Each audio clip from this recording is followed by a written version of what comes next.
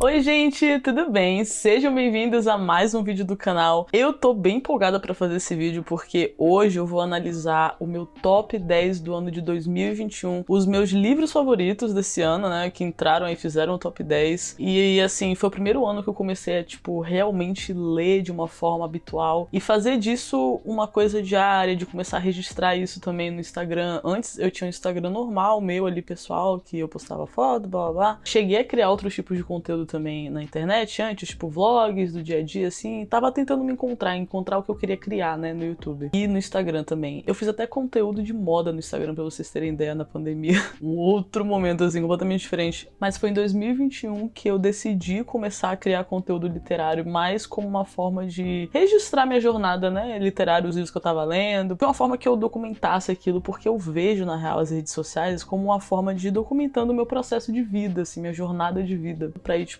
postando as fotos, falando sobre nos stories. Eu lembro que eu comentava sobre, assim, de forma bem aleatória, sem nenhum tipo de organização. Mas foi começando assim, e foi 2021. Comecei a ler no meio do ano de 2021. Segundo semestre eu li, acho que foram 22 livros.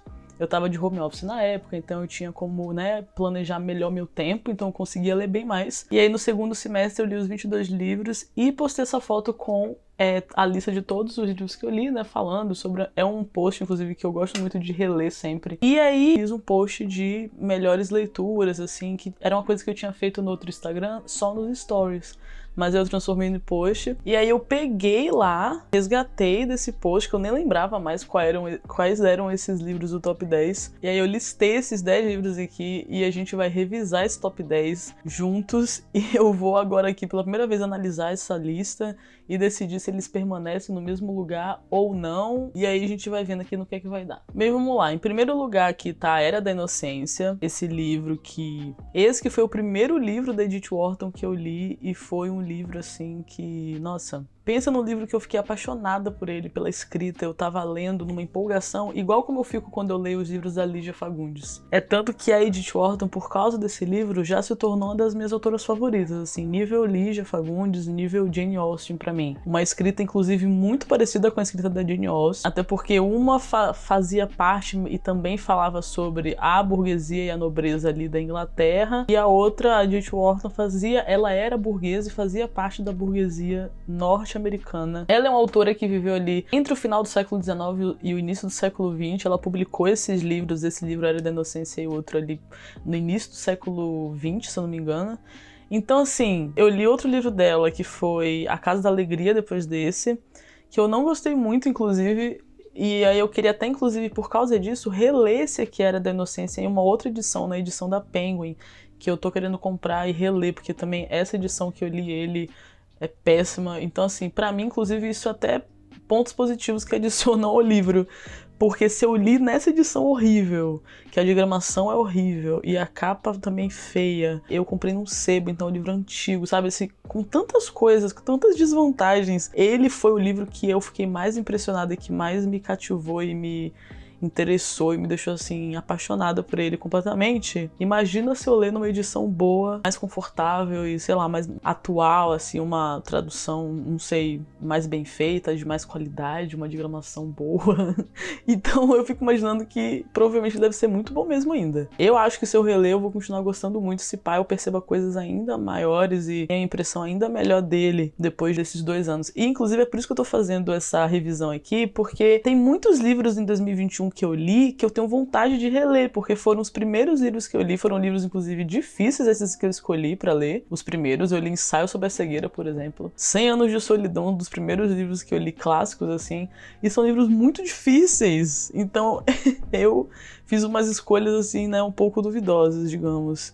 Poderia ter sido melhor, mas, ao mesmo tempo, ler esses livros mais difíceis no início e conseguir passar por isso, eu acho que me fez ter mais autoconfiança para encarar outros livros maiores também, assim, no sentido de complexidade, etc e tal, sabe? De contexto, de importância histórica. Então, eu fiquei empolgada pra fazer esse vídeo aqui que eu tô fazendo hoje, justamente porque tem muitos livros aqui dessa lista e do ano de 2021 que eu li. Eu quero reler pra ver, né, como que seria agora depois de 2 anos aí dessa experiência de leitura, lendo de forma habitual, diária, fazendo disso também aqui um tipo de criação de conteúdo, onde eu analiso mais os livros, eu me aprofundo mais. Então eu tenho muita curiosidade de ler muitos desses livros aqui de novo e ver o que eu vou achar deles, depois de todo esse tempo, depois de toda essa experiência, e desse background, assim, que aumentou, né, as referências aumentaram porque eu li mais livros. Se eu não me engano, eu tô inclusive, tem uns 100 e poucos livros que eu li até agora. Eu queria muito ler esse livro de novo. E A Era da Inocência é um desses livros que eu quero reler, porque ele foi o meu top 1, né, em 2021, então eu tenho muita vontade de reler em outra edição. Então assim, por enquanto, esse continua aqui, porque eu acho que até agora na minha memória não tem nenhum melhor que esse. No número 2 está O Sol é para Todos. E assim, não sei se ele continuaria aqui se eu lesse esse livro hoje em dia, se essa lista tivesse sido uma lista de hoje em dia, que eu tivesse feito atualmente, eu não sei. Porque assim, ele é um livro historicamente muito valioso, ele é um grande clássico ocidental, né? Ele marca um momento histórico muito importante nos Estados Unidos. Então, historicamente, ele é muito rico e muito valioso. Eu lembro que eu gostei da escrita dele. Pra mim, que eu era uma leitora iniciante na época, eu gostei muito da escrita, fluiu. É um livro que eu sempre recomendo para as pessoas, assim, quando vou dar de presente, ou quando um dos primeiros livros pra pessoa ler, assim, né? Pra entrar em contato com clássicos. Eu acho que é um ótimo clássico pra começar, ainda mais porque ele é de um tema muito importante e crucial para a nossa pós-modernidade, que é o racismo, e é muito moderno por ser ali início, metade do século XX. Então ele é bem interessante, mas comparado aos outros que estão nessa lista aqui, eu não sei se ele vai segurar na posição de segundo lugar, não sei, mas vamos lá, por enquanto vou deixar ele aqui. Em terceiro lugar nessa lista temos As Intermitências da Morte, do Saramago, do José Saramago. Esse foi o segundo livro dele que eu li, e eu estou lendo atualmente Ensaio sobre a Lucidez, já é o terceiro livro dele que eu leio. Ensaio sobre a Cegueira foi um dos primeiros livros que eu li inclusive na pandemia, então foi bem impactante pra mim por causa disso. E é um livro bem pesado, quem já leu sabe aí que ele é bem pesado. Então assim, As Intermitências da Morte eu li depois de Ensaio sobre a Cegueira. Foi a recomendação de um amigo que falou que era um dos preferidos dele, então eu fiquei muito curiosa pra ler, já que eu já gostava, né, do José Saramago. Porque apesar de o Ensaio sobre a Cegueira ter sido um livro mais denso e mais pesado, eu li ele devagar também, foi uma experiência, assim, muito marcante. Foi uma experiência que me fez perceber de primeira que a escrita do Saramago era algo muito diferenciado, um negócio muito bom. E eu não tinha muita experiência de leitura, né, pra ter essa noção, mas eu tive de tanto que foi bom e que me impactou e que me fez refletir milhares de coisas. Então eu já fui também com muita expectativa nessas Intermitências da Morte. E eu achei ele bem mais leve, eu achei a história também mais interessante. Foi um livro que eu li mais rápido, eu acho. Até porque eu tava acostumada, né, com a linguagem do Saramago por ter lido Ensaio sobre a Cegueira. Porque tem isso, né, ele tem uma linguagem dificilzinha, assim, por ele ser português, ele é um escritor português. Então o português já não vai ser muito fácil em algumas coisas, assim, tem algumas expressões, algumas formas de falar certas coisas que é diferente, né? E também porque ele escreve de uma forma, os diálogos sem tracinho, não é aquela forma tradicional de escrever. Ele é bem excêntrico, assim, então, tipo, é difícil por causa disso, mas eu acho que por já ter tido lido Ensaio sobre a Cegueira, eu fui com esse com um pouco mais de familiaridade com a escrita dele. E isso fez com que a leitura passasse talvez mais fluida, né? Mas eu acho que a história também é mais interessante, ele é mais fino também. Eu achei a escrita dele melhor. Então eu acho que pra alguém que quiser começar a ler Saramago, eu recomendaria esse. Eu acho que esse aqui é um livro pra um leitor intermediário, um nível intermediário, assim, ó. Eu não recomendaria pra iniciantes. Eu acho que talvez um iniciante que já não é mais tão iniciante, tá perto de ser um intermediário, eu recomendaria, que tá a fim de um desafio e tudo mais. Só que o Saramago é um autor que ele facilmente pode levar uma pessoa à desistência dos livros dele, sabe? Então, tipo, eu acho que um leitor intermediário, ele já vai ter um pouco mais de disciplina e um pouco mais de ferramentas ali, né, que ele já tá acostumado a colocar na prática pra ele conseguir ler um livro mesmo quando ele esteja sendo um pouco entediante, sabe? Um leitor iniciante, eu acho que ele não vai ter essas ferramentas ainda mais bem desenvolvidas, porque, né, é uma questão de prática e normal, referências e tal. Só que, cara, eu adorei esse livro, eu achei... Ele é tão marcante, até hoje eu lembro dele, assim, eu fico pensando O Saramago sempre traz questões tão interessantes. Cara, já pensou se isso aqui acontece? Já pensou se esse negócio extremamente absurdo aqui, que provavelmente é impossível que aconteça dessa forma, mas imagina se acontecer. Como é que seria? Como é que isso ia se desenrolar?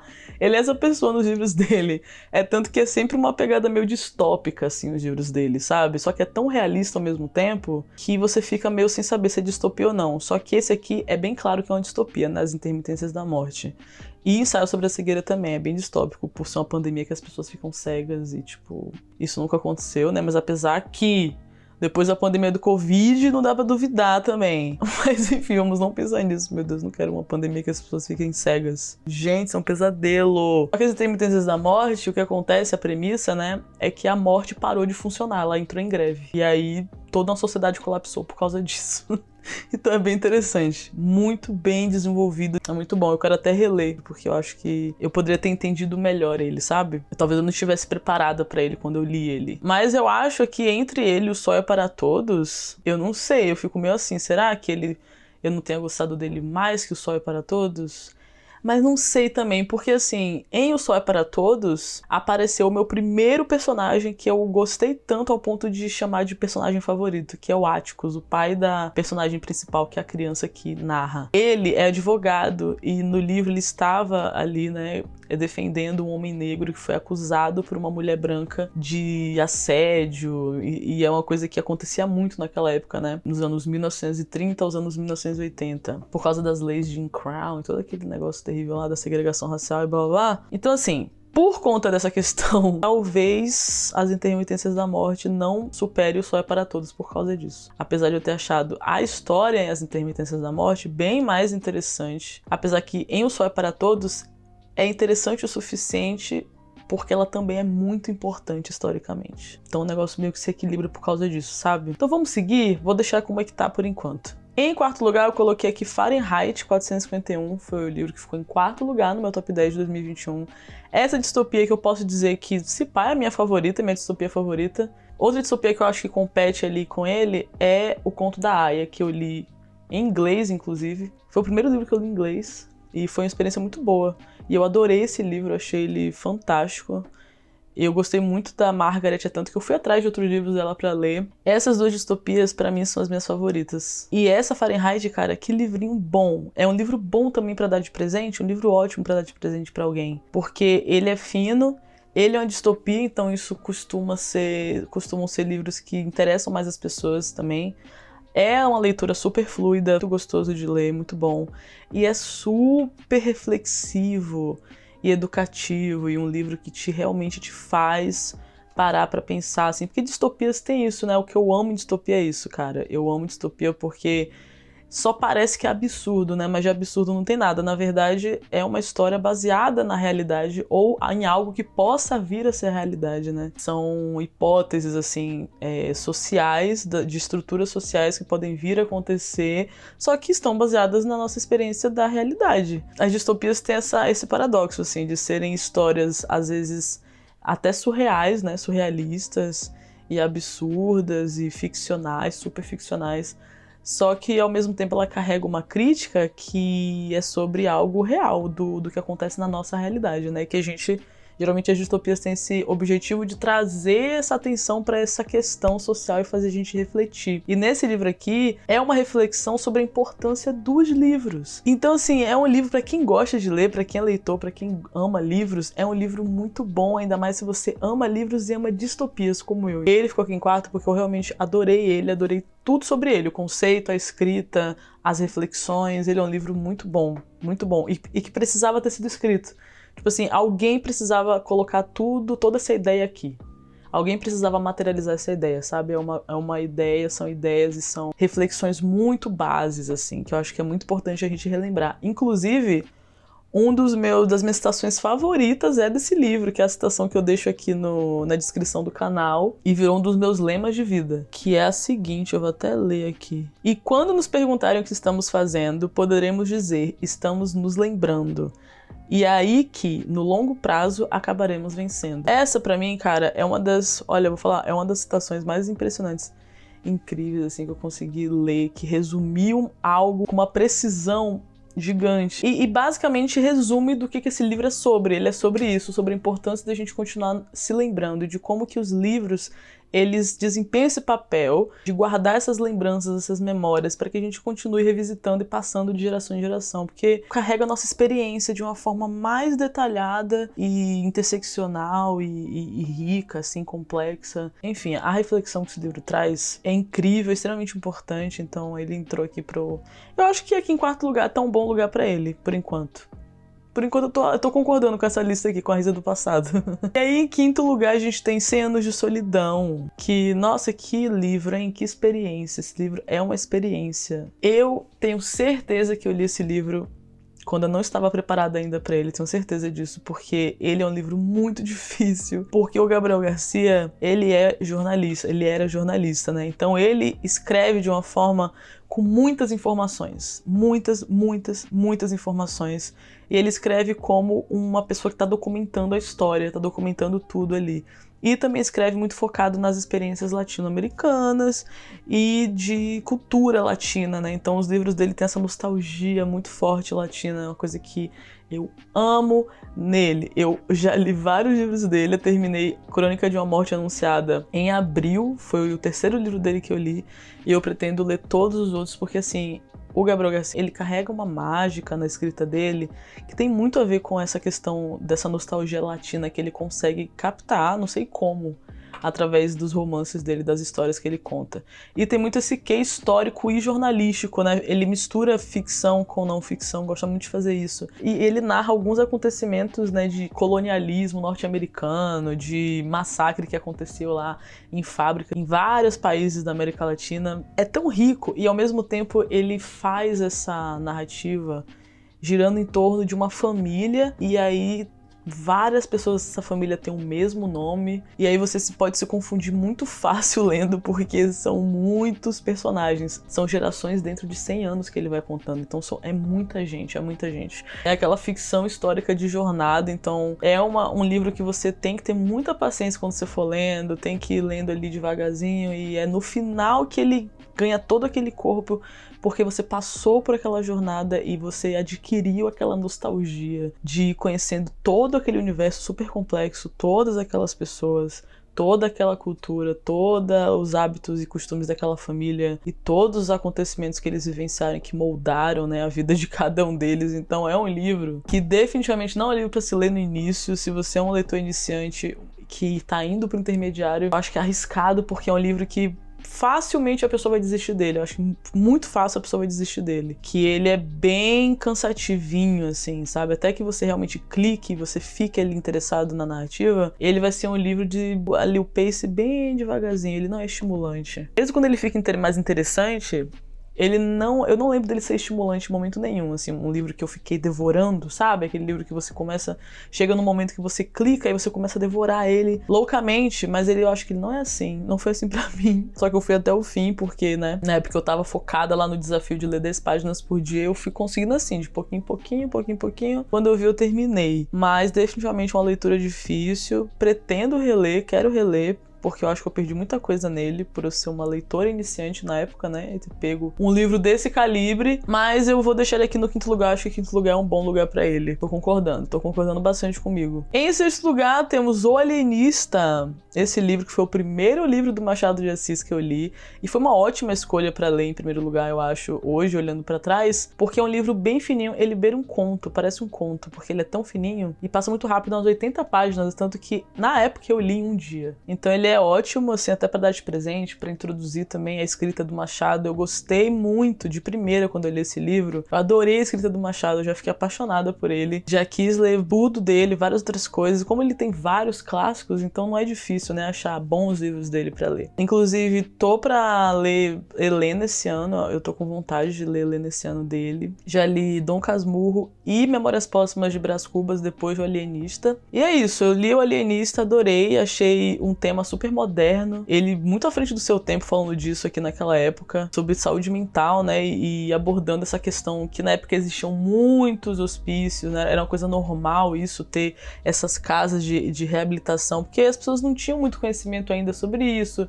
ainda estava começando essa discussão, né, de saúde mental e tal, então facilmente entrava em coisas muito controversas e violentas, inclusive, é tanto que a história aí dos hospitais psiquiátricos é uma história bem intensa, inclusive tem um livro que eu li, eu acho em 2022, de uma jornalista brasileira, o Holocausto Brasileiro, que fala sobre isso, sobre o quão terrível foi aqui no Brasil, durante uma época, esse negócio dos hospitais psiquiátricos, dos hospícios, que eram tipo campos de concentração mesmo, de pessoas que sofriam, né, de doenças mentais, não tinham culpa daquilo, mas a família não sabia lidar, a comunidade não sabia lidar, não tinha conhecimento sobre isso.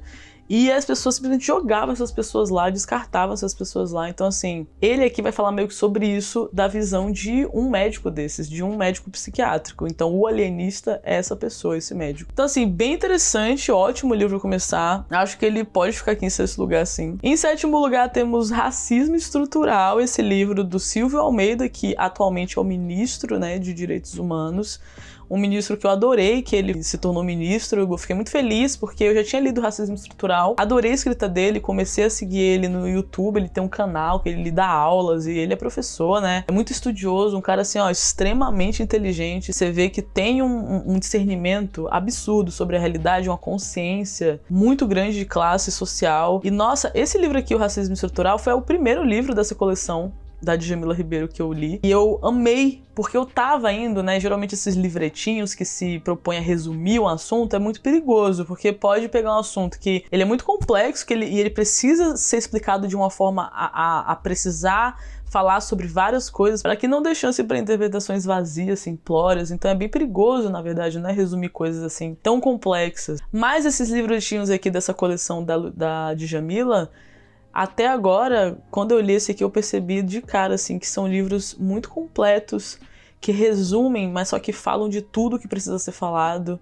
E é uma coisa muito difícil de fazer isso aqui, inclusive. Então, eu tirei o chapéu para essa coleção, achei muito boa.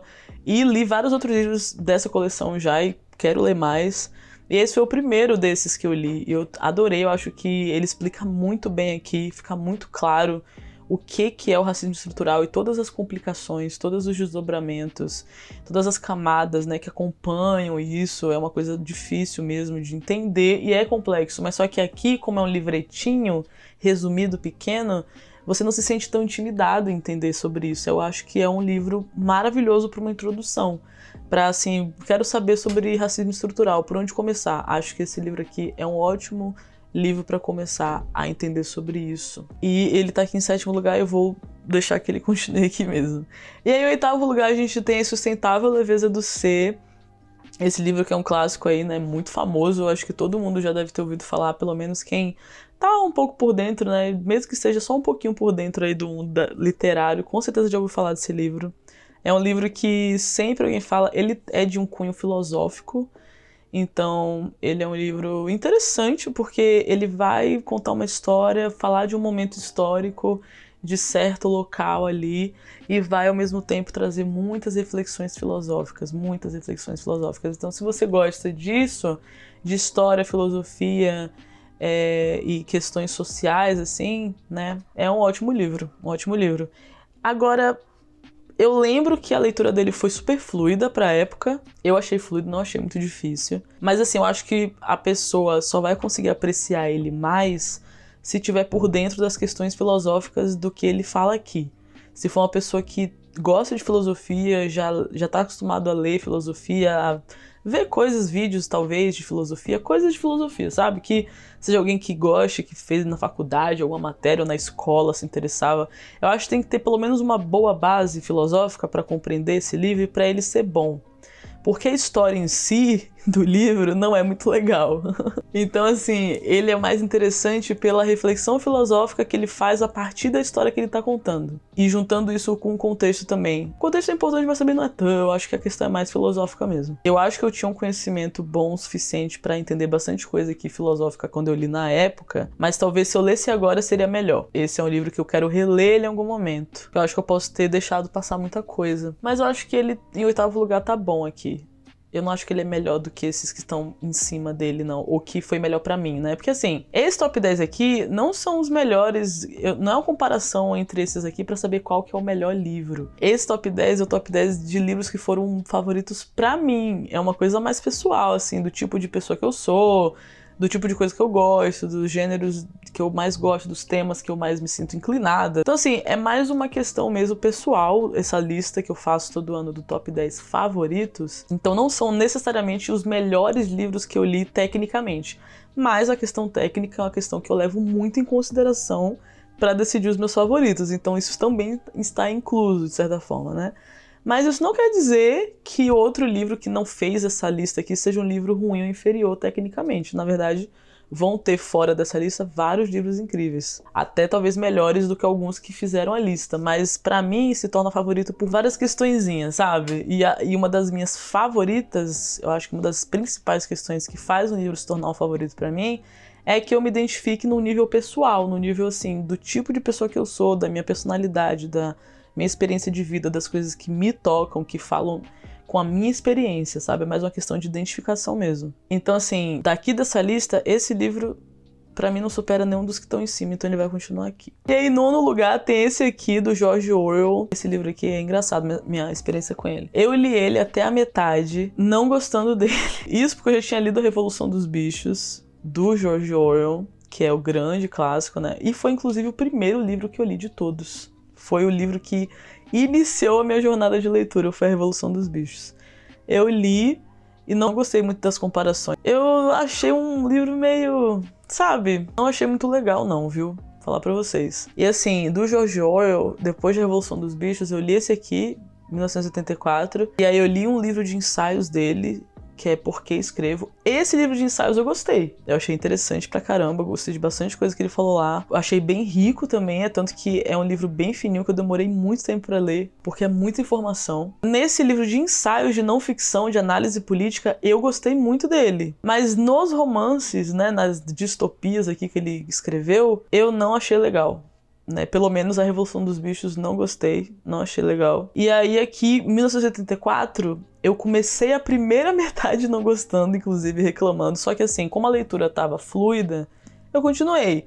E isso é uma coisa que as distopias, elas têm isso como uma das principais premissas aqui, assim, do que eu percebi até agora. É que elas precisam ter uma linguagem acessível. Distopia, geralmente, são livros que vão ter uma linguagem mais fluida, porque eles são feitos para que o mais importante na distopia é a mensagem que está passando. A pessoa que escreve a distopia, ela quer alertar a pessoa que está lendo sobre uma realidade. Ela usa a distopia como metáfora, como grande metáfora. Então, assim, é para ter uma linguagem fluida. Então, ele foi bem fluido. Só que eu lembro que eu achei a escrita dele muito, um debochezinho muito ruim, assim. Achei uma sátira meio pão com ovo, sabe? Um negócio meio muito esculachado, muito esculhambado, assim. Eu lembro que eu tive a expressão de estar muito desleixado, muito... Não sei, cara, eu achei estranho, achei ruim, tava achando ruim. Só que aí, meus amigos, da metade pro final ali, um pouco mais da metade pro final, o negócio começou a desenrolar e escalar de um jeito, assim, ó. E aí começou a ficar mais interessante e muitas coisas do que ele tinha falado antes fizeram mais sentido depois. E a escrita dele ficou um pouco mais séria, um pouco mais precisa, né? Sei lá, um pouco mais crítica, reflexiva, com um humor mais irônico e menos satírico. Então eu comecei a gostar muito e eu achei que, nossa, da metade pro final são tantas coisas acontecendo e você fica assim, meu Deus, e aquilo mexe com você de um jeito, sabe? O objetivo da distopia de te fazer ficar com aquele medo, assim, né? Aquela coisa meio um suspense, né? Eu acho que ele conseguiu fazer isso aqui, uma mensagem que ela causa esse impacto e por isso você fica pensando nisso. Deixei aqui em nono, eu acho que ele combina com o nono. Combina com o nono. E aí, em 10º e último lugar, tem esse livro que é uma autobiografia. E eu acho que é por isso, principalmente, que ele está aqui em 10º, porque eu não sou muito fã de biografias, muito menos de autobiografias. Eu tenho que ter muito interesse na pessoa para querer ler um livro de biografia dela e de autobiografia, né? Eu acho assim, entre uma biografia e uma autobiografia, talvez uma autobiografia seja mais interessante. Não sei, porque assim, as duas são propostas diferentes, né? Uma autobiografia, a própria pessoa contando dela mesma, falando da própria experiência. Numa biografia, um pesquisador, ou alguém próximo, ou alguém que junta ali, né, fazendo uma pesquisa sobre essa pessoa e vai criando também uma narrativa São duas propostas diferentes, não tem como dizer que um é melhor que o outro, né? Mas eu não sou fã de nenhum dos dois, não sou muito de ler, assim, porque eu acho que, nossa, eu tenho que estar com um interesse muito grande na pessoa pra querer ler uma autobiografia dela, ou ler um livro de biografia dela, assim, tem que ser uma figura que eu tenha muito interesse. E isso, assim, raramente acontece. Dos autores meus, que são meus autores favoritos, nem de todos eles eu tenho interesse em ler uma biografia deles. E eu fui nesse livro sem saber que era uma autobiografia. Eu lembro que ele é um livro, é bem famoso, né? Ele é um clássico, também ali parecido com O Sol é para Todos. Ele fala mais ou menos da mesma época, também é dos Estados Unidos. E essa escritora, a Maya Angelou, é uma grande lenda, uma das primeiras autoras negras e uma das mais prestigiadas lá nos Estados Unidos. Então, eu fui mais por causa disso ler esse livro. E esse título eu sei porque O Pássaro Canta na Gaiola me interessou muito, porque, nossa, que título bom, né? Eu acho que fala tanto. Eu sei porque o pássaro canta na gaiola. Eu fiquei super interessado. Eu falei, nossa, esse livro vai mudar minha vida. Eu preciso ler esse livro. Isso aqui, com certeza, é no mínimo muito bom. E eu achei muito bom. Eu acho que ele combina aqui com o 10º lugar, porque eu achei ele muito bom, mas não bom o suficiente pra ir lá pros primeiros. Mas bom o suficiente pra estar no top 10, só que estar em último. Sabe? Então, e comparado aos outros, ele pra mim tá ótimo aqui. Então, assim, esse vídeo foi mais pra só eu revisar mesmo, né, os livros que estão nesse top 10, porque eu concordo com a Risa do passado. Eu acho que todos esses livros que estão aqui deveriam estar aqui. Então é isso, gente. Esse foi o vídeo de hoje. Um vídeo aí mostrando, revisando com vocês o top 10 de 2021 dos meus livros favoritos do ano. É isso, eu espero que vocês tenham gostado desse vídeo. Se você gostou, não esquece de deixar o seu like. Se você não é inscrito no canal, se inscreve no canal. Manda esse vídeo pra alguém que você sabe que pode gostar desse conteúdo. Se você ainda não me segue no Instagram, me segue lá, @RisaELivros. Lá eu posto várias coisas sobre música também, eu posto outras recomendações. Posto bastante nos stories alguns conteúdos sobre o momento de agora, o que tá acontecendo no mundo, algumas coisas que eu acredito serem importantes da gente saber, de compartilhar. Então, se você quiser ter aí um conteúdo extra além daqui do canal, me segue lá no Instagram. Eu também posto alguns posts assim especiais sobre livros e posto todas as resenhas lá de todos os livros que eu leio. Também eu posto uma mini resenha, né, digamos assim. Uma forma de organizar, né, as minhas leituras aí. Então tá tudo lá no Instagram, listas, lidos do mês, eu deixo tudo lá também, pra se vocês quiserem mais algum conteúdo, né, conteúdos extras. Então é isso, pessoal. Beijo, tchau e até o próximo vídeo.